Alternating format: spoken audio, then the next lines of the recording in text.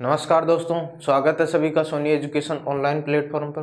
दोस्तों, हम राजस्थान का इतिहास पढ़ रहे थे और राजस्थान के इतिहास में हमने 3-4 राजवंशों के बारे में अध्ययन कर लिया था। मेवाड़ का गोहिल वंश पढ़ लिया था, गुर्जर प्रतिहार वंश पढ़ लिए थे, चौहान वंश पढ़ लिया था, उसके पश्चात हमने आमेर का कछवा वंश पढ़ लिया। आज हम मारवाड़ का राठौड़ वंश पढ़ेंगे। मारवाड़ राज्य का इतिहास या मारवाड़ का राठौड़ वंश, मारवाड़ का राठौड़ वंश या जोधपुर का राठौड़ वंश, एक ही बात है, यहाँ कंफ्यूजन नहीं होना है। मारवाड़ का राठौड़ वंश आज का हमारा विषय होगा। देखिए, मारवाड़ जो शब्द है इसको प्राचीन काल में मरुवार किस नाम से जाना जाता था? मरुवार के नाम से जाना जाता था। इसके अलावा मरु प्रदेश भी कह सकते हैं, मरुत्थान, ये मारवाड़ के पुराने समय में नाम हुआ करते थे प्राचीन काल में। मरुस्थल,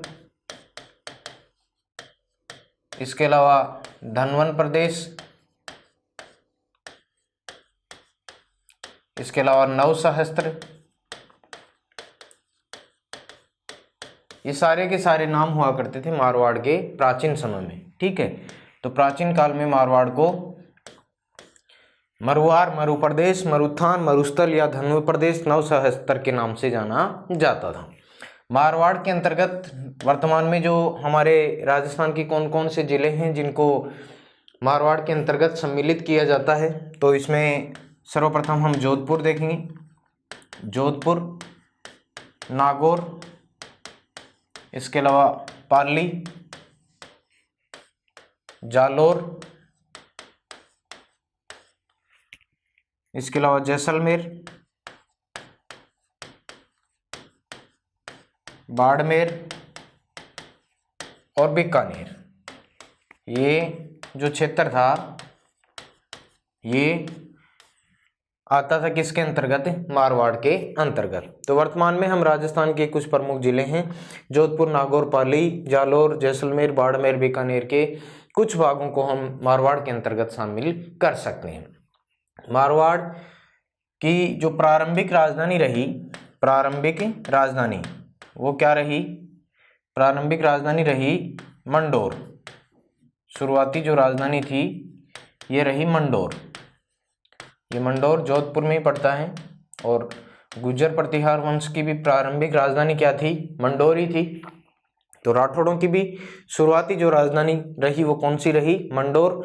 और प्राचीन काल में भगवान राम के समय ऐसा माना जाता था। वर्तमान में भी हम यहाँ देखते हैं कि जो रावण की पत्नी थी मंदोदरी, वो कहाँ की रहने वाली थी? मंडोर की रहने वाली थी। और उत्तरी भारत का जो एकमात्र रावण का मंदिर है वो भी कहाँ पर है? मंडोर में है। तो ये दोनों बातें भी आप बेसिकली ध्यान में रख लेंगे। मारवाड़ में राठौड़ वंश का शासन स्थापित हुआ। किस वंश का शासन स्थापित हुआ? राठौड़ वंश का शासन, राठौड़ वंश का शासन स्थापित हुआ। और राठौड़ वंश की जो कुलदेवी थी वो कौन सी थी? नागणेची माता। कुलदेवी नागणेची माता।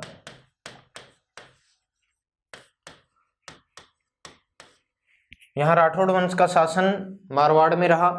और राठौड़ वंश, ये जो राठौड़ शब्द है इसके बारे में कहा जाता है, डॉक्टर गोपीनाथ शर्मा कहते हैं कि ये संस्कृत का जो शब्द है राष्ट्रकूट, संस्कृत के शब्द राष्ट्रकूट से बना है।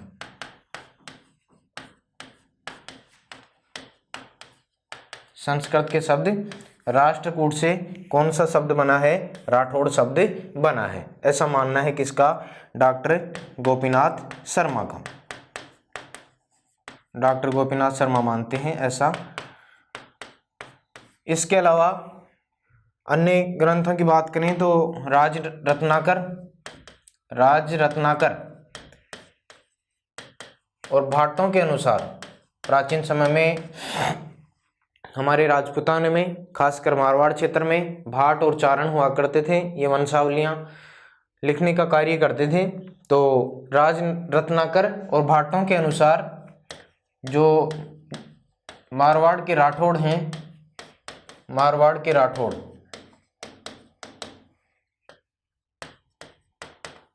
ये हिरण्यकश्यप की संतान है। हिरण्यकश्यप की क्या है? संतान है, ऐसा इनका मानना था। जबकि अन्य कोई इतिहासकार इनके ऊपर अपना मत जाहिर नहीं करता है। केवल राज रत्नाकर और भाटों के अनुसार ऐसा माना जाता है कि जोधपुर के या मारवाड़ के जो राठौड़ थे वो हिरण्यकश्यप के क्या थे? संतान थे। इसके अलावा कर्नल जेम्स टोड जो राजस्थान के इतिहास के पितामह हैं, कर्नल जेम्स टोड इन्हें राठौड़ों की वंशावली के आधार पर, राठौड़ों की वंशावली के आधार पर इन्हें सूर्यवंशी मानते हैं।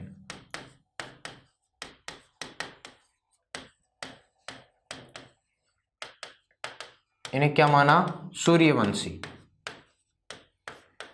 यानी कर्नल जेम्स टोड का कहना है कि जोधपुर के या मारवाड़ के जो राठौड़ थे वो क्या थे? सूर्यवंशी थे। जबकि डॉक्टर गौरीशंकर हीराचंद ओझा ये सिरोही की रोहिड़ा तहसील के रहने वाले थे। डॉक्टर गौरीशंकर हीराचंद ओझा, इनका मानना है कि मारवाड़ के राठौड़ या मारवाड़ कह सकते हैं, जोधपुर कह सकते हैं, एक ही बात है। जोधपुर के राठौड़ बदायूं के राठौड़ों के वंशज हैं।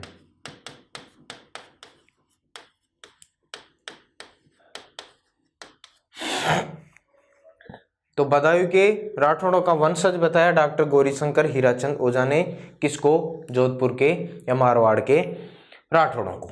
तो ये कुछ प्रारंभिक जानकारी थी जोधपुर या मारवाड़ के इतिहास के बारे में, राठौड़ वंश के बारे में। अब हम यहाँ जो शासक हुए हैं, राठौड़ वंश के जितने शासक हुए हैं उनका विस्तार पूर्वक अध्ययन करते हैं। सबसे पहले जो शासक आते हैं उनका नाम है राव सिंहा, और इनका शासन 1240 से लेकर 1273 तक ऐसा वंशावलियों में माना जाता है। तो जो राजस्थान के इतिहासकार रहे हैं मोहनोत नैणसी विख्यात, उसमें इन्होंने क्या माना है कि राव सिंहा कन्नौज का जो अंतिम राजा था, कन्नौज के अंतिम राजा जयचंद गढ़वाल का पुत्र था। जयचंद गढ़वाल कन्नौज के अंतिम राजा जयचंद गढ़वाल का क्या था? पुत्र था।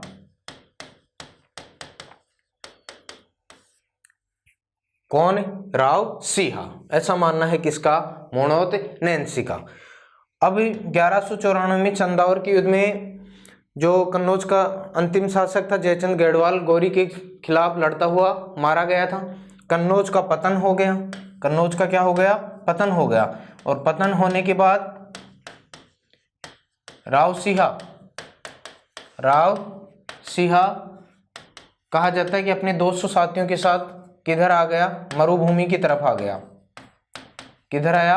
मरुभूमि की तरफ आया, यानी अपनी राजपुतानी की तरफ, जो मरुस्थलीय इलाका था उधर आ गया। और यहाँ इसने खेड़ नामक स्थान पर, ये पड़ता है बालोतरा, खेड़ बालोतरा में आकर रुका अपने 200 साथियों के साथ में। ऐसा मानना है किसका? मोहनोत नैणसी का। और इसका समर्थन भी करते हैं पृथ्वीराज रासो। कौन कौन करता है? पृथ्वीराज रासो। ये जो हमारे अजमेर के चौहान शासक हुए हैं पृथ्वीराज तृतीय, उनके अभिन्न मित्र हुआ करते थे। पृथ्वीराज रासो के जो लेखक थे चंद्रबरदाई, उनकी बात है। तो पृथ्वीराज रासो के लेखक चंद्रबरदाई भी ऐसा मानते हैं कि जो बात है वो बिल्कुल क्या है? सही है। दोस्तों मेरे एक बात ध्यान में आई, जब हम चौहान वंश पढ़ रहे थे तो उसमें मैंने आपको पृथ्वीराज चौहान जब पढ़ाया था, तो पृथ्वीराज चौहान का शासनकाल हम पढ़ रहे थे, तो उसमें मैंने आपको एक तुमुल का युद्ध था उसकी सन 1184 बताई थी, जबकि वो 1182 है। मानवीय भूल के कारण ऐसा हो गया, तो आप उसको 1182 लिखेंगे। तुमुल के युद्ध में जो पृथ्वीराज चौहान तृतीय थे, उन्होंने महोबा का जो परमर्दी देव चंदेल शासक था उसको पराजित किया था, और उसके सेनापति थे आला और उदल, लड़ते हुए वीरगति को प्राप्त हो गए थे, और महोबा विजय हो गई थी किसकी? पृथ्वीराज चौहान तृतीय की। 1182 आप उसको ध्यान में रखेंगे। और कवि जगनिक ने आला और उदल की प्रशंसा में कुछ लाइनें भी बताई थी कि 12 बरस कुकर जिए, 13 बरस सियार, बरस 18 क्षत्रिय जिए, बाकी जीवन धिक्कार। तो वहां मैंने 1184 बताया था तुमुल का युद्ध, आप 1182 ध्यान में रखेंगे, उसको सही करेंगे दोस्तों। तो लौटते हैं अपनी बात पर। राव सिंह कन्नौज का अंतिम राजा जयचंद गढ़वाल का पुत्र था। जब कन्नौज का पतन हो गया 1194 में, तो उसके पश्चात राव सिंह मरुभूमि की तरफ आया और खेड़ बालोतरा में आकर रुका। ठीक है, इस बात का समर्थन करते हैं पृथ्वीराज रासो और दयालदास श्री ख्यात। दयालदास श्री ख्यात में इस बात का जिक्र मिलता है। ये लोग भी इस बात का क्या करते हैं? समर्थन करते हैं। और उसके पश्चात जो राव सिंह था खेड़ से आगे आता है, और फिर कोल्लूमंड में राव सिंह ने कहाँ पर? कोल्लूमंड, ये बीकानेर का इलाका था, में अपना डेरा डाला। कोल्लूमंड बीकानेर में क्या करा? अपना डेरा स्थापित किया। किसने? राव सिंह ने। कब? 1240 ईस्वी की बात है। तो ये बातें इनकी प्रारंभिक हैं जो आपको ध्यान में रखनी है। अब कोल्लूमंड में सोलंकियों का शासन था। कोल्लूमंड में किसका शासन था? सोलंकियों का। और सोलंकियों को परेशान करता था, अत्याचारी थे एक मारू लाखा। क्या नाम था? मारू लाखा। तो मारू लाखा के अत्याचारों से यहाँ कोल्लूमंड के जो सोलंकी थे वो क्या थे? परेशान थे। यानी इनके ऊपर जातियां अत्याचार करता था मारू लाखा, इनसे परेशान थे सोलंकी। और सोलंकियों ने फिर सहायता मांगी किससे? राव सिंह से। किससे सहायता मांगी? राव सिंह से सहायता मांगी। और फिर राव सिंह ने मारू लाखा को क्या कर दिया? मार दिया। मारू लाखा को क्या कर दिया? मार दिया राव सिंह ने।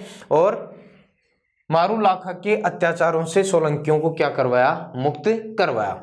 और इससे सोलंकी सरदार प्रसन्न हो गए, और सोलंकी सरदारों ने अपनी पुत्री, सोलंकी सरदार ने अपनी पुत्री का नाम था पार्वती, पुत्री पार्वती का विवाह किससे कर दिया?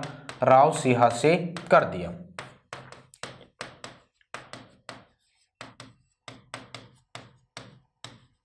ये कुछ घटनाक्रम हुआ, तो ये आप ध्यान रख लेंगे। राव सिंह से सोलंकी सरदार ने अपनी पुत्री पार्वती का विवाह कर दिया। और इसके अलावा राव सिंह ने पाली के आसपास के जो क्षेत्र थे वहाँ पालीवाल ब्राह्मण रहते थे। पाली के आसपास पालीवाल ब्राह्मण, उनकी भी मेर मेणाओं गोहिल मोहिल जो शासक हुआ करते थे, उनसे पालीवाल ब्राह्मणों की क्या की? रक्षा की। ये भी ध्यान रखेंगे। और दिल्ली के फिरोज शाह द्वितीय और कह सकते हैं नसीरुद्दीन मोहम्मद, उससे भी युद्ध किया। किसने? राव सिंह ने। यह भी कुछ स्रोतों में जानकारी प्राप्त होती है। उसके पश्चात 1273 ईस्वी में बिठू गांव, ये बिठू गांव पड़ता है पाली में। बिठू गांव कहाँ पड़ता है? पाली में। तो बिठू पाली में मुसलमानों के विरुद्ध गौ रक्षार्थ, यानी गायों की रक्षा करते हुए शहीद हो गए, या कह सकते हैं वीर गति को प्राप्त हो गई। 1273 में बिट्ठू गांव पाली में मुसलमानों के विरुद्ध गायों की रक्षा करते हुए ये मारे गए। और जब ये मारे गए तो इनकी जो पत्नी थी पार्वती सोलंकी, वो भी क्या हो गई, वो भी सती हो गई थी। ये भी क्या हो गई, सती हो गई थी। इस बात की जो जानकारी हमें यहाँ पर एक स्मारक मिला है, वहां पर बिट्ठू गांव में राव सिहा का क्या है, स्मारक है।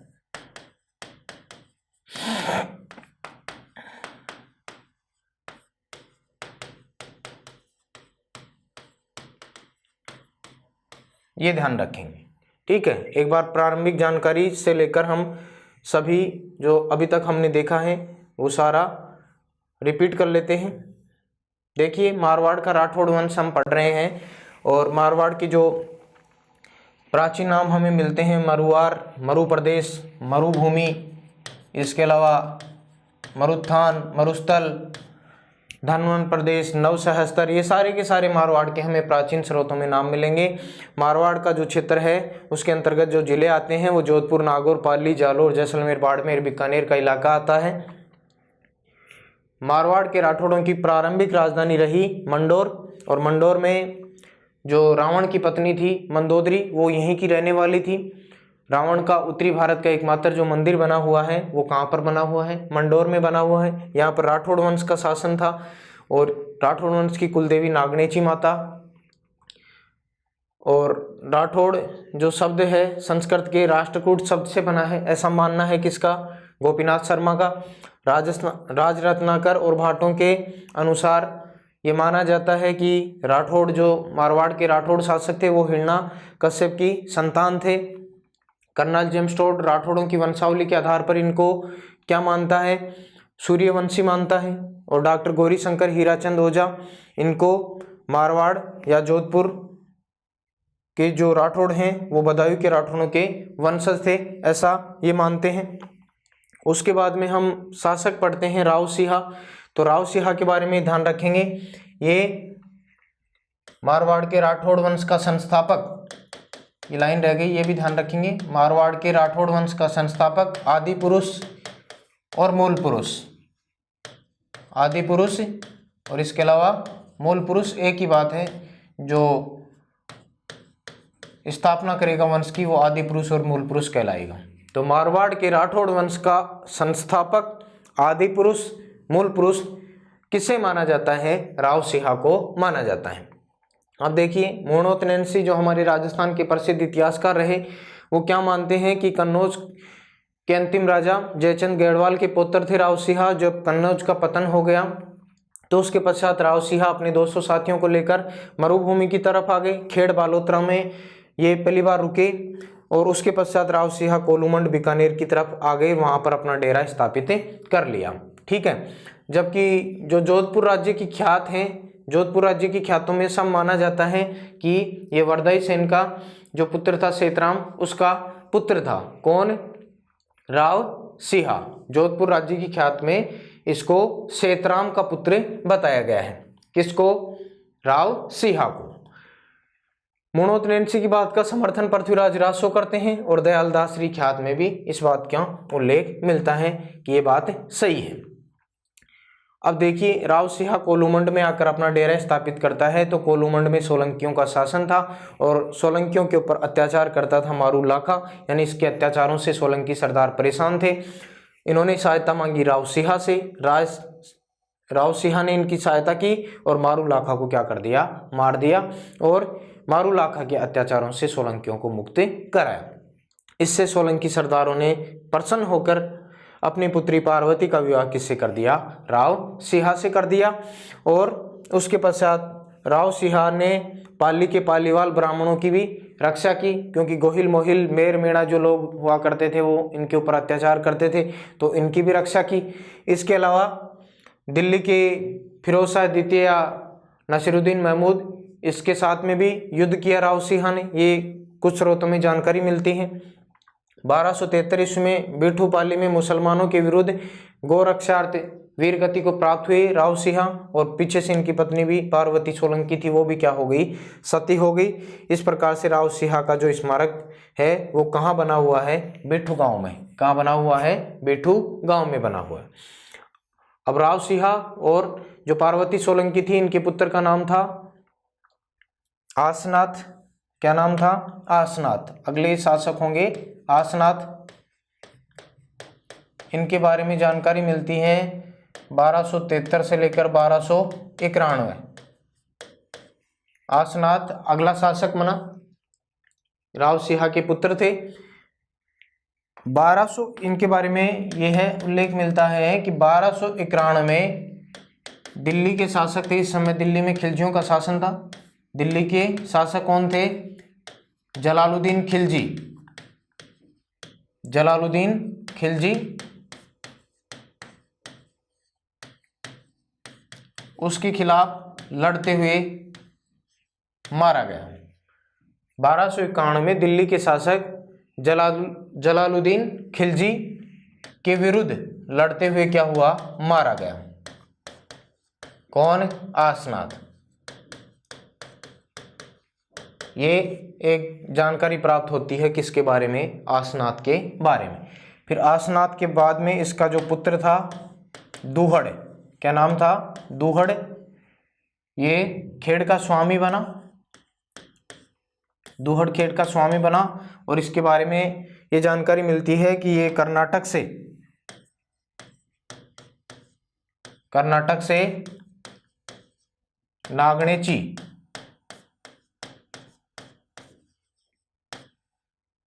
नागणेची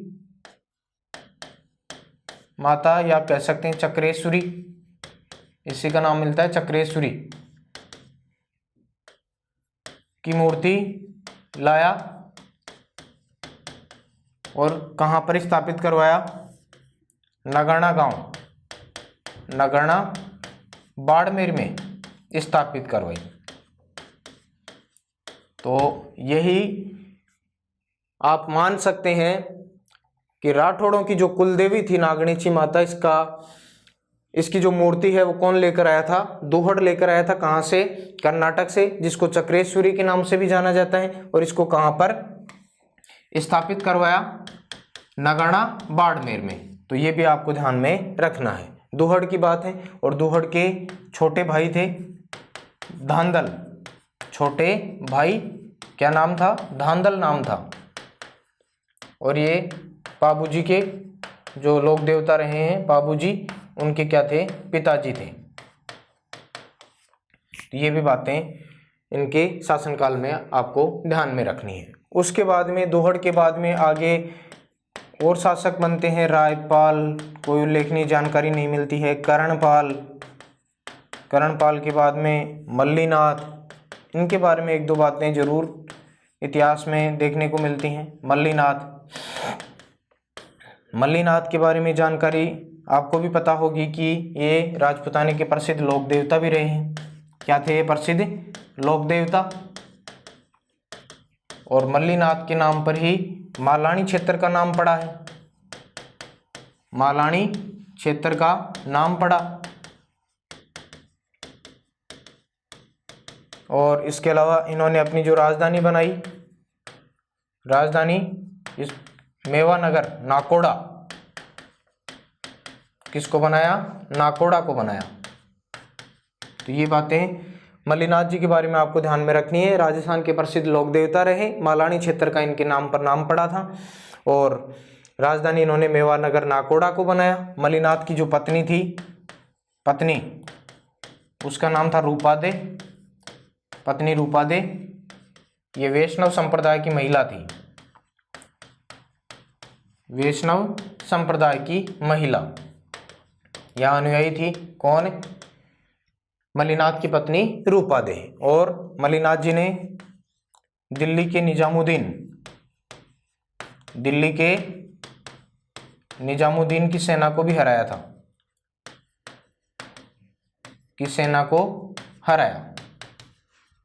तो 4-5 बातें हैं इनके बारे में, आसानी से ध्यान में रह जाएंगी।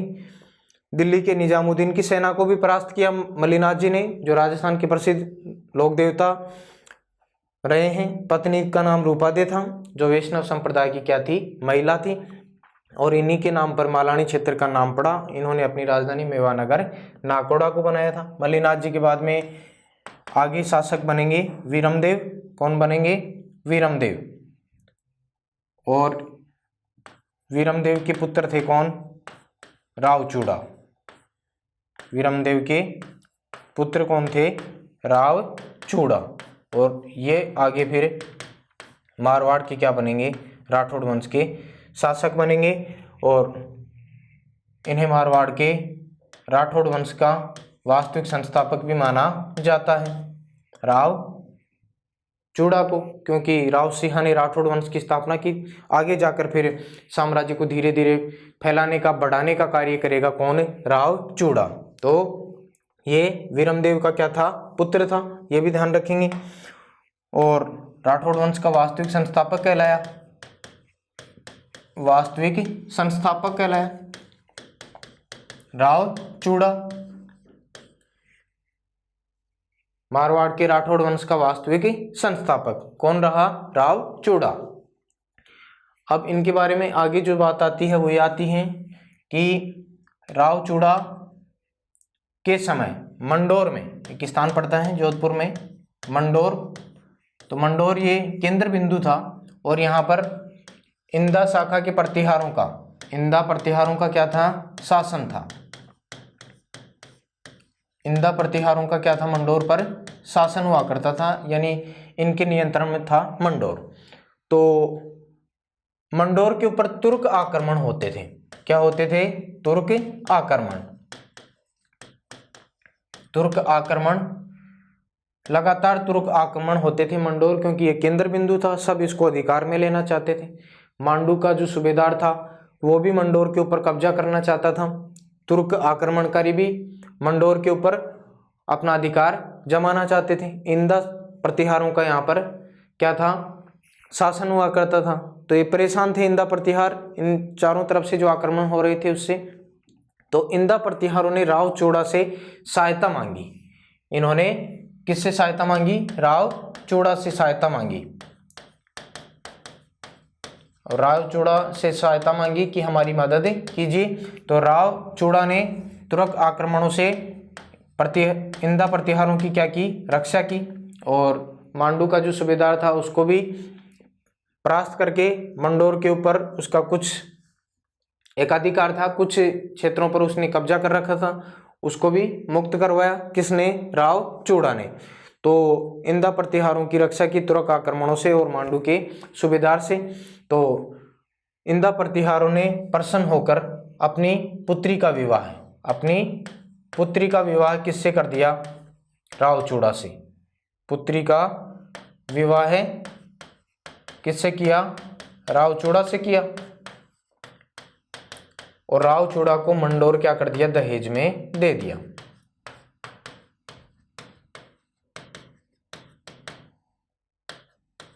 मंडोर दहेज में दे दिया इंदा प्रतिहारों ने।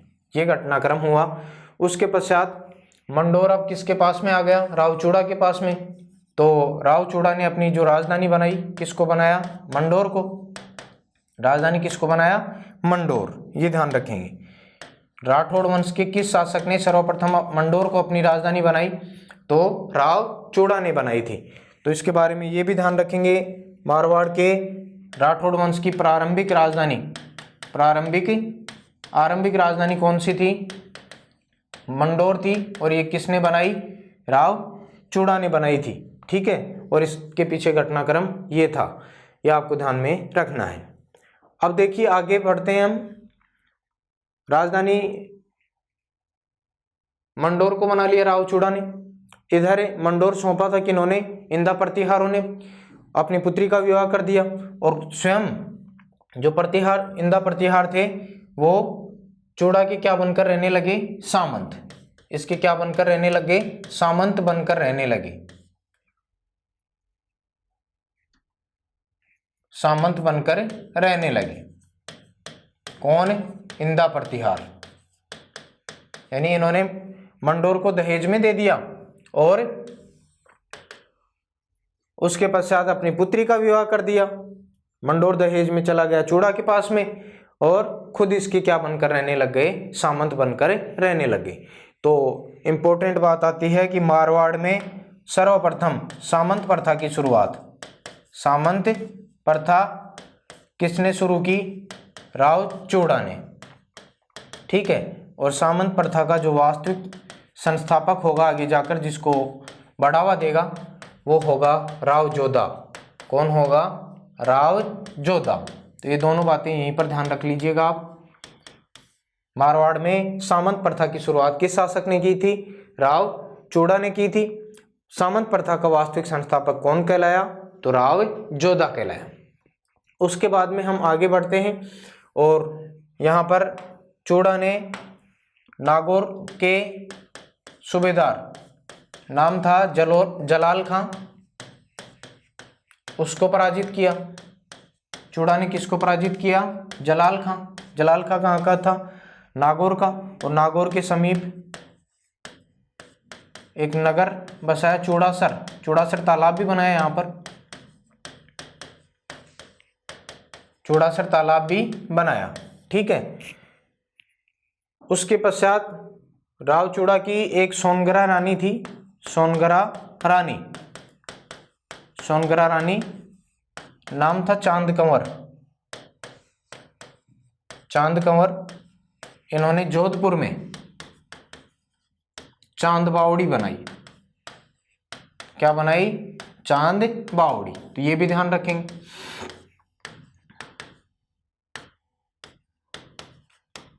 राव चूड़ा की सोनगरा रानी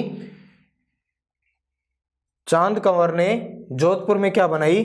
चांद बावड़ी बनाई थी। ध्यान रखेंगे दोस्तों, प्रसिद्ध जो चांद बावड़ी है वो आभानेरी दौसा में है। प्रसिद्ध चांद बावड़ी कहाँ है? आभानेरी दौसा में। ये चांद बावड़ी अलग है, लेकिन जो सबसे ज्यादा प्रसिद्ध है राजस्थान में, वो चांद बावड़ी कहाँ पर है? आभानेरी दौसा में है। ये भी ध्यान रखना है। तो चांद बावड़ी से आपको याद आ जाएगा कि जोधपुर की प्रसिद्ध चांद बावड़ी है वो किसने बनाई थी? राव चूड़ा की सोनगरा रानी चांद कंवर ने बनाई थी। ये बातें आपको इनके बारे में ध्यान में रखनी है। उसके बाद में आगे बढ़ते हैं हम। राव चूड़ा की प्रिय रानी थी मोहिलानी रानी। राव चूड़ा की जो प्रिय रानी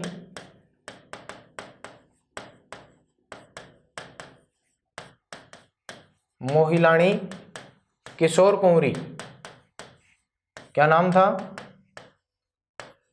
किशोर कुंवरी। तो इसके प्रभाव में आकर राव चूड़ा ने अपनी प्रिय रानी मोहिलानी किशोर कुंवरी के प्रभाव में आकर अपने बड़े पुत्र, इनका बड़ा पुत्र था, बड़ा पुत्र उसका नाम था रणमल, और इनका छोटा पुत्र थे किशोर कुंवरी का पुत्र, छोटा पुत्र, उसका नाम था कान्हा। तो कान्हा को क्या कर दिया? उत्तराधिकारी घोषित कर दिया। किसने? राव चूड़ा ने। यानी अपनी मोहिलानी रानी किशोर कुंवरी के प्रभाव में आकर अपने बड़े पुत्र रणमल के स्थान पर छोटे पुत्र कान्हा को क्या कर दिया? अपना उत्तराधिकारी घोषित कर दिया। और इससे बड़ा पुत्र था जो रणमल, ये नाराज होकर कहाँ चला गया? मेवाड़ चला गया। नाराज होकर कहाँ चला गया था? मेवाड़। मेवाड़ चला गया और फिर ये अधिकतर समय कहाँ रहा? मेवाड़ में ही रहा। तो ये बातें भी आपको ध्यान में रखनी है। और अंत में फिर 1423 ईस्वी में 1423 ईस्वी में क्या होगा?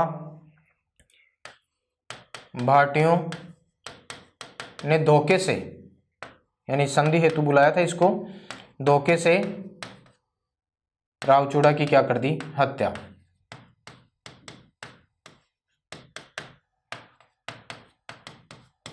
चौदह सौ 23 में राव चूड़ा को भाटियों ने धोखे से क्या कर दिया? मार दिया था। तो ये बातें भी ध्यान में रखनी है। और उसके बाद में आगे शासक बनेंगे कौन, राव कान्हा। यहाँ हम देख रहे हैं उत्तराधिकारी घोषित कर दिया था कान्हा को, तो रणमल नाराज होकर कहाँ चला गया, मेवाड़ में चला गया। तो राव कान्हा शासक बनेंगे 1423 से लेकर 1427 तक।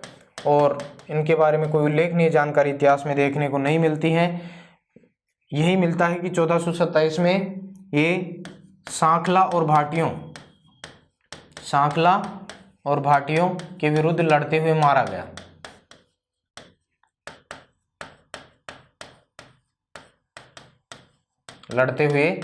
गया।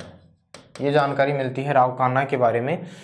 कुछ इतिहासकार मानते हैं कि राव कान्हा को जो करणी माता थी उन्होंने मारा था, जबकि ये सार्थक बात नहीं है। राव कान्हा सांखला और भाटियों के विरुद्ध लड़ते हुए मारा गया था 1427 में। और फिर 1427 में आगे शासक बनेंगे कौन, राव रणमल शासक बनेंगे 1427 से लेकर 1438 तक ये शासक रहेंगे। तो आप ध्यान रख सकते हैं यहाँ पर रावचूड़ा के बड़े पुत्र कौन थे, राव रणमल, लेकिन उत्तराधिकार से इनको वंचित कर दिया गया, लेकिन बाद में इनका नंबर आ गया। और ये अधिकतर समय कहाँ पर रहे, मेवाड़ में रहे। ज्यादातर समय कहाँ बिताया इन्होंने, अपना मेवाड़ में बिताया। ठीक है, अधिकतर समय मेवाड़ में रहे। और इन्होंने मेवाड़ के जो शासक थे राणा लाखा, उससे अपनी बहन हंसाबाई का विवाह किया था वृद्धावस्था में। यानी राणा लाखा जब वृद्धावस्था की अवस्था में थे तो उन्होंने अपनी बहन का नाम क्या था, हंसाबाई का क्या किया था, विवाह। रणमल ने अपनी बहन हंसाबाई का विवाह मेवाड़ के राणा लाखा से किया था। और इनसे पुत्र जो उत्पन्न हुआ था मोकल, वो भावी फिर मेवाड़ का क्या बना था, शासक बना था। और मोकल का पुत्र था फिर कौन, राणा कुंभा। यह आपको ध्यान में रखना है। तो इन्होंने राणा लाखा से अपनी बहन हंसाबाई का विवाह किया। और फिर आगे फिर रणमल की जो हत्या है, रणमल की हत्या 1438 में रणमल की प्रेमिका और इनकी हंसाबाई के साथ में गई थी मेवाड़ में। तो दासी भारमली थी, क्या नाम था, दासी भारमली, द्वारा चित्तौड़गढ़ दुर्ग में कर दी गई थी राणा कुंभा के कहने पर। क्योंकि मेवाड़ में जो प्रशासनिक गतिविधि थी उसमें राव रणमल का प्रभाव बढ़ता चला जा रहा था। इससे परेशान हो गया कौन, वहाँ के मेवाड़ी सामंत परेशान हो गए। मेवाड़ी सामंतों ने फिर अपनी शिकायत दर्ज करवाई राणा कुंभा के पास में। राणा कुंभा ने फिर दासी भारमली को कहकर चित्तौड़गढ़ दुर्ग में राव रणमल की 1438 में क्या करवा दी, हत्या करवा दी। ऐसा कहा जाता है कि शराब में जहर देकर पिला दिया था, किसने, दासी भारमली ने, जो इसकी प्रेमिका भी थी। अब आप देख सकते हैं इतिहास में प्रेमिकाएं किस प्रकार से बर्ताव करती हैं, तो सतर्क रहें आप। उसके बाद में एक जानकारी और मिलती है, राव रणमल की जो पत्नी थी उनका नाम था कोडमदे। क्या नाम था, कोडमदे। कोडमदे ने बीकानेर में कोडमदेसर बावड़ी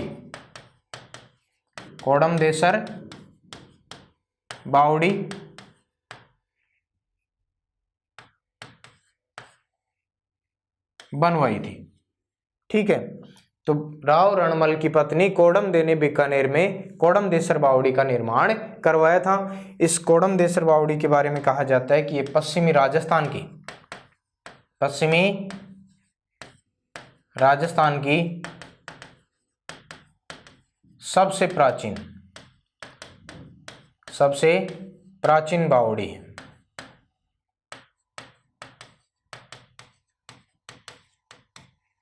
तो ये आपको ध्यान में रखना है। एक बार पुनः रिपीट कर लेते हैं ताकि सारी बातें हमारे सामने पुनः आए, भूलने वाली चीजें न रहें। देखिए हम यहाँ से पढ़ रहे थे, रावचूड़ा 1384 से 1423 तक शासक रहेंगे। वास्तविक संस्थापक कहलाए राठौड़ वंश के। मंडोर के इंदा प्रतिहारों की तुर्क आक्रमणों से रक्षा की और इससे इंदा शाखा के प्रतिहारों ने अपनी पुत्री का विवाह चूड़ा से कर दिया और खुद इसके सामंत बनकर रहने लगे और मंडोर को अपनी राजधानी, मंडोर को दहेज में दे दिया रावचूड़ा को, तो मंडोर को अपनी राजधानी बनाया चूड़ा ने, जो राठौड़ों की प्रारंभिक राजधानी रही। और मारवाड़ में सामंत प्रथा की शुरुआत रावचूड़ा ने की, जिसका वास्तविक संस्थापक आगे जाकर जो शासक बनेंगे राव जोधा वो कहलाएंगे। नागौर के जलाल खां को पराजित किया, नागौर के समीप चूड़ासर नगर और चूड़ासर तालाब बनवाया। इनकी सोनगरा रानी चांद कंवर ने जोधपुर में प्रसिद्ध चांद बावड़ी बनाई। प्रसिद्ध जो चांद बावड़ी है वो राजस्थान की वो आभानेरी दौसा में है, लेकिन जोधपुर की चांद बावड़ी चांद कंवर ने बनाई थी, ये भी ध्यान रखना है। रावचौड़ा ने अपनी प्रिय रानी मोहिलानी किशोर कुंवरी के कहने पर अपने बड़े पुत्र रणमल को उत्तराधिकार से वंचित करते हुए छोटे पुत्र कान्हा को अपना उत्तराधिकारी घोषित किया, जिससे रणमल नाराज होकर मेवाड़ चला गया। और फिर 1423 ईस्वी में भाटियों ने धोखे से रावचूड़ा को क्या कर दिया, मार दिया था। राव कान्हा शासक बना, लेकिन कोई उल्लेखनीय जानकारी नहीं। सांखला और भाटियों से लड़ते हुए ये मारा गया था और उसके बाद में राव रणमल शासक बनेंगे। 1427 से 1438 तक इनका शासन रहेगा और मेवाड़ के राणा लाखा से अपनी बहन हंसाबाई का विवाह किया था इन्होंने, क्योंकि इनका अधिकतर समय कहाँ पर बीता, मेवाड़ में ही बीता था। इनकी हत्या 1438 में दासी भारमली के द्वारा चित्तौड़गढ़ दुर्ग में कर दी गई थी और इनकी पत्नी कोडमदे ने बीकानेर में प्रसिद्ध कोडमदेसर बावड़ी का निर्माण करवाया था, जो पश्चिमी राजस्थान की सबसे प्राचीनतम बावड़ी मानी जाती है। अब फिर 1438 से 1489 में आगे जो शासक बनेंगे मारवाड़ के, वो बनेंगे राव जोधा। कौन बनेंगे? राव जोधा। राव जोधा, इनका शासनकाल रहेगा 1438 से 1489 तक।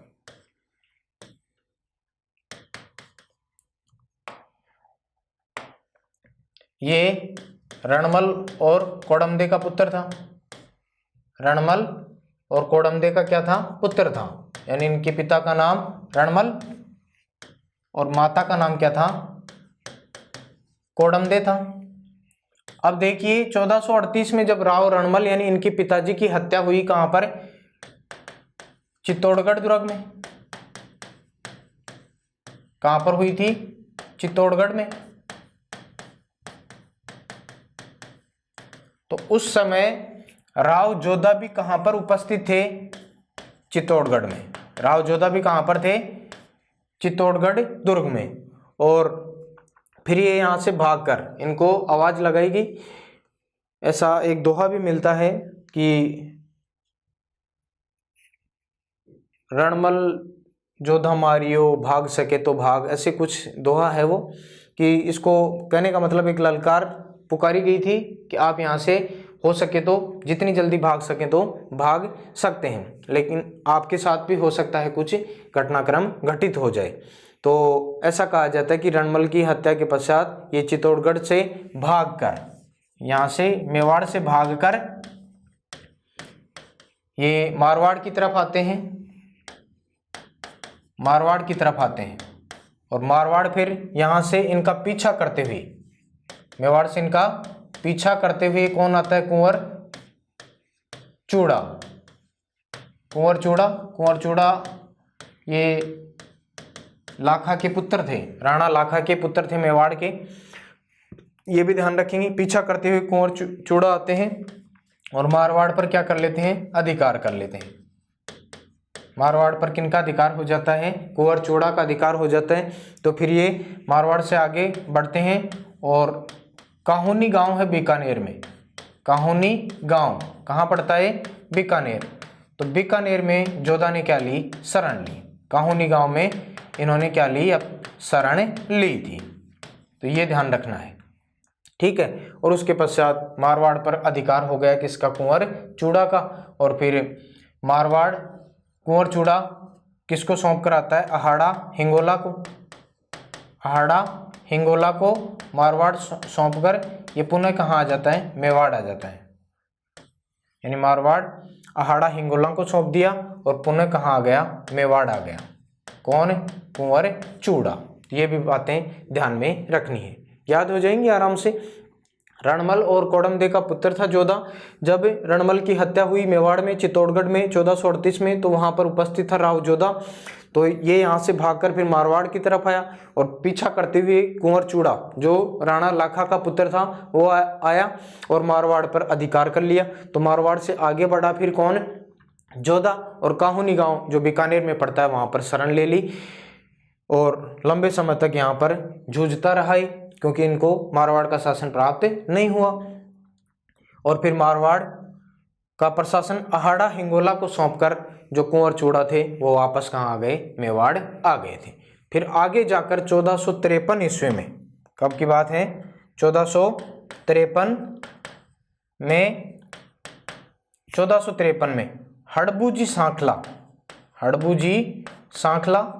लोक देवता रहे हैं, हड़बूजी सांखला, उसकी सहायता से मारवाड़ का क्या कर लिया, मारवाड़ पर अधिकार कर लिया।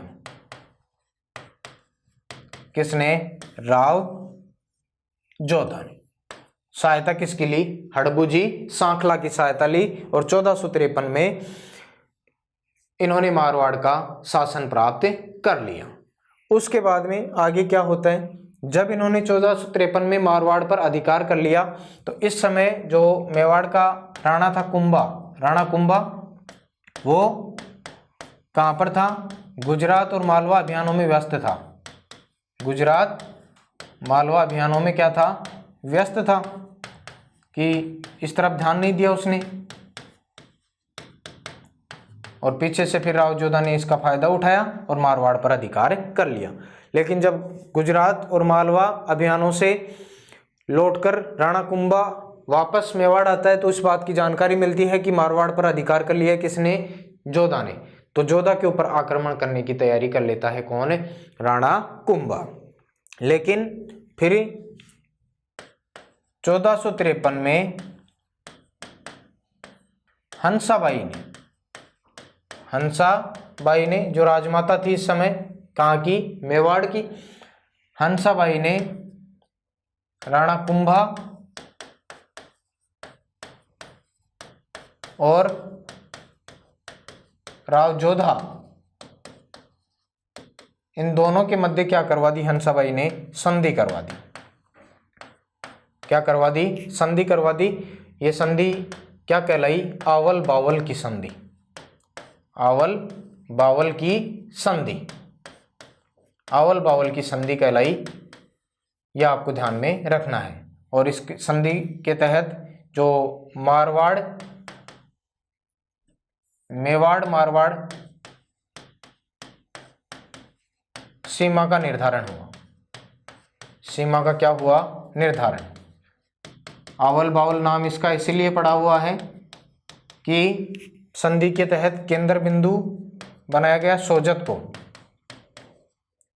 केंद्र किसको बनाया गया, सोजत को बनाया गया। ये पाली में पड़ता है।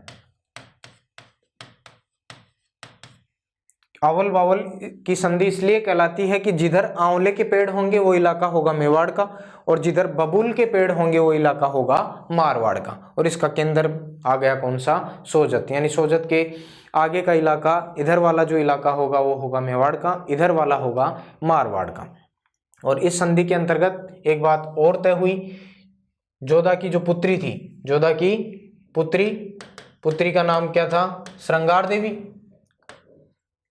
श्रृंगार देवी, इसका विवाह हुआ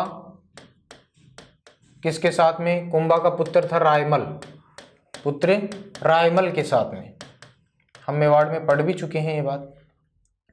राणा कुंभा के पुत्र, बड़े पुत्र रायमल के साथ में राव जोधा की पुत्री श्रृंगार देवी का क्या हुआ, विवाह हुआ। और इस श्रृंगार देवी ने फिर चित्तौड़गढ़ में घोसुंडी की बावड़ी बनाई थी। क्या बनाई थी, घोसुंडी की बावड़ी। तो ये भी आपको ध्यान में रखना है। उसके बाद में हम आगे बढ़ते हैं और राव जोधा के शासनकाल की अगली बात ये आती है कि इन्होंने 12 मई 1459 को जोधपुर नगर क्या बसाया? जोधपुर नगर बसाया। तो जोधपुर नगर की स्थापना किस शासक ने की? राव जोधा ने की। अपने नाम पर ही जोधपुर बसाया और जोधपुर को अपनी क्या बनाया? राजधानी बनाया। क्या बनाया? राजधानी बनाया। ये भी ध्यान रखेंगे, मंडोर किसने बनाई थी, फिर जोधपुर किसने बनाई, तो ये राजधानी आपको ध्यान में रखनी है। मंडोर राव चूड़ा ने बनाई थी और राव जोधा बनाएंगे जोधपुर को। उसके बाद में 1459 में ही 1459 में चिड़ियाटूक पहाड़ी पर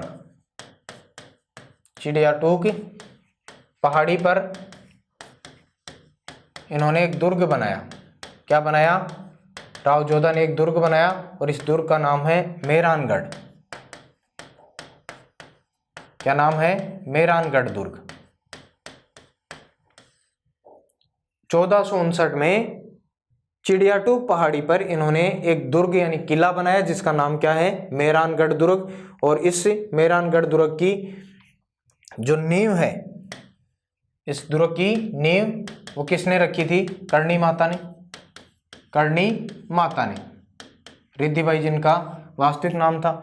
और ऐसा कहा जाता है कि जब इसका निर्माण कार्य किया जाता था तो वो पुनः ढह जाता था। तो इस दुर्ग में राजा राम खड़ेला नामक व्यक्ति को जिंदा चुनवा दिया गया था। दीवार में क्या करवा दिया गया? जिंदा चुनवा दिया गया था। ये बातें भी मेहरानगढ़ दुर्ग से संबंधित है। मेहरानगढ़ दुर्ग के आपको अलग नाम मिल जाएंगे, गढ़ चिंतामणि, मोर ध्वज, मयूर ध्वज, एक ही बात है, मोर ध्वज या मयूर ध्वज।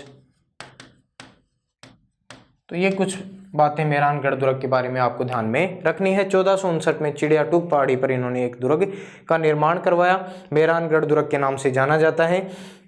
और इसकी नींव का पत्थर करणी माता ने रखा था और राजा राम खड़ेला नामक व्यक्ति को यहाँ पर जिंदा चुनवा दिया गया था। गढ़ चिंतामणि, मोर ध्वज, मयूर ध्वज इसके और नाम है। और मेहरानगढ़ दुर्ग में इन्होंने चामुंडा माता का मंदिर बनाया और इसके अलावा इन्होंने इसी दुर्ग में नागणेची माता का मंदिर बनाया।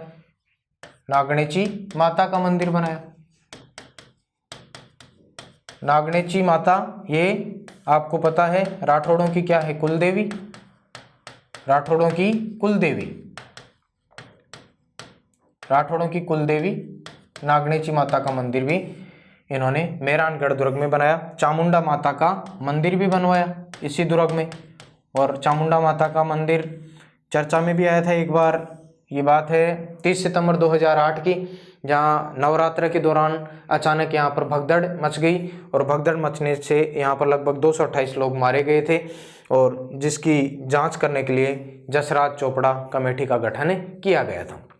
तो दोनों बातें ध्यान रखेंगी, चामुंडा माता का मंदिर बनाया और नागणेची माता का मंदिर बनाया जो राठौड़ों की कुल देवी है। उसके बाद में आगे हम बढ़ते हैं, इनके बारे में जानकारी हमें ये भी मिलती है जो राजस्थान की जो इतिहासकार हैं डॉक्टर गौरीशंकर हीराचंद ओझा। तो डॉक्टर ओझा इन्हें मारवाड़ का प्रथम प्रतापी शासक मानते हैं। मारवाड़ का प्रथम प्रतापी शासक और इसके अलावा सामंत प्रथा, ये बात दोनों ध्यान रखेंगे, सामंत प्रथा का वास्तविक संस्थापक डॉक्टर गौरीशंकर हीराचंद ओझा मारवाड़ का पहला प्रतापी शासक और सामंत प्रथा का वास्तविक संस्थापक किसको मानते हैं? तो राव जोधा को मानते हैं, ये ध्यान रखना है, ठीक है। और डॉक्टर गोपीनाथ शर्मा, ये डॉक्टर गोपीनाथ शर्मा मारवाड़ का जोधा को क्या मानते हैं? वास्तविक संस्थापक। जोधा को मारवाड़ का वास्तविक संस्थापक मानते हैं, वास्तविक संस्थापक मानते हैं। ये बातें ध्यान में रखनी है। मारवाड़ का पहला प्रतापी शासक और सामंत प्रथा का वास्तविक संस्थापक कहलाया डॉक्टर ओझा के अनुसार राव जोधा, और मारवाड़ का वास्तविक संस्थापक मानते हैं राव जोधा को डॉक्टर गोपीनाथ शर्मा। और इनकी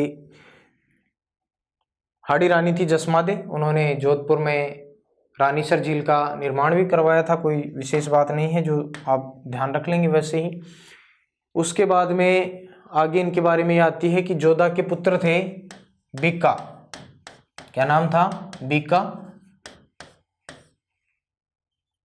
अलग अलग बुक्स में अलग अलग विवरण मिलता है। किसी किताब में इसको जोधा का सबसे बड़ा पुत्र माना गया है, किसी में कई इतिहासकार इसको तीसरा पुत्र बताते हैं, कई इसको जोधा का 5वां पुत्र बताते हैं। जो भी हो, जोधा के पुत्र बीका ने बीकानेर में फिर आगे जाकर राठौड़ वंश की क्या की थी? स्थापना की थी। बीकानेर में राठौड़ वंश की स्थापना की थी।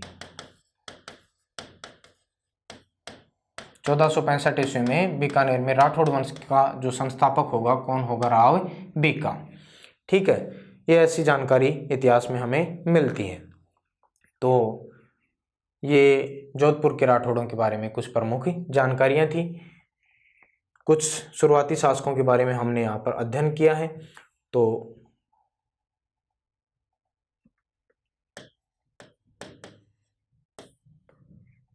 एक बार पुनः हम रिपीट कर लेते हैं इनको। राव जोधा को 1438 से 1489 तक इनका शासनकाल है। रणमल कोडमदे के पुत्र थे। जब रणमल की हत्या हुई मेवाड़ में 1438 में, तो वहां पर उपस्थित थे राव जोधा, और यहाँ से भागकर फिर ये मारवाड़ आए। मारवाड़ पर पीछा करते हुए कुंवर चूड़ा आए, राणा लाखा के पुत्र, और उन्होंने मारवाड़ पर अधिकार कर लिया। तो काहुनी गांव बीकानेर में शरण ली राव जोधा ने, और मारवाड़ का प्रशासन आहाड़ा हिंगोला को सौंपकर कुंवर चूड़ा पुनः कहाँ पर आ गया? मेवाड़ में आ गया। फिर 1453 में हड़बुजी सांकला की सहायता से मारवाड़ पर जोधा ने क्या कर लिया? अधिकार कर लिया। उस समय कुंभा गुजरात और मालवा अभियानों में व्यस्त था। लौटकर आया तो उन्होंने मारवाड़ पर आक्रमण करने, चढ़ाई करने की, मारवाड़ अभियान करने की शुरुआत कर दी। तो 1453 में ही हंसाबाई ने कुंभा और राव जोधा के बीच में क्या करवा दी? संधि करवा दी। आवल बावल की संधि कहलाई है। इससे मेवाड़ मारवाड़ सीमा का निर्धारण हुआ। केंद्र बिंदु सोजत पाली को रखा गया, और उसके बाद में राव जोधा की जो पुत्री थी श्रृंगार देवी, उसका विवाह है कुंभा के बड़े पुत्र रायमल के साथ में हुआ। इस श्रृंगार देवी ने चित्तौड़गढ़ में घोसुंडी की बावड़ी का निर्माण करवाया था। 12 मई 1459 को जोधपुर नगर बसाया। जोधा ने अपनी राजधानी बनाई और चिड़ियाटूक पहाड़ी पर मेहरानगढ़ दुर्ग का निर्माण करवाया, जिसको गढ़ चिंतामणि, मोर ध्वज, मयूर ध्वज, कागमुखी गढ़ आदि नामों से जाना जाता है। इस दुर्ग की नींव का पत्थर करणी माता ने रखा था। राजा राम खडेला नामक व्यक्ति को यहाँ पर जिंदा चुनवा दिया गया था। इसमें चामुंडा माता का मंदिर बनवाया और नागनेची माता का मंदिर बनवाया राव जोधा ने, जो राठौड़ों की कुलदेवी है। चामुंडा माता का जो मंदिर है चर्चा में रहा 2008 में, जब यहाँ पर भगदड़ नवरात्र के दौरान भगदड़ मच जाने के कारण 228 लोग मारे गए थे, जिसकी जांच करने के लिए जसराज चोपड़ा कमेटी का गठन किया गया था। डॉक्टर ओझा मारवाड़ का पहला प्रतापी शासक और सामंत प्रथा का वास्तविक संस्थापक मानते हैं राव जोधा को, और डॉक्टर गोपीनाथ शर्मा जोधा को जोधपुर या मारवाड़ का वास्तविक संस्थापक मानते हैं। और जोधा के पुत्र बीका ने बीकानेर में राठौड़ वंश की क्या की थी? स्थापना की थी। तो आज की क्लास में हम अपना विषय यहीं समाप्त करते हैं दोस्तों। मिलते हैं अगली क्लास में, तब तक के लिए धन्यवाद।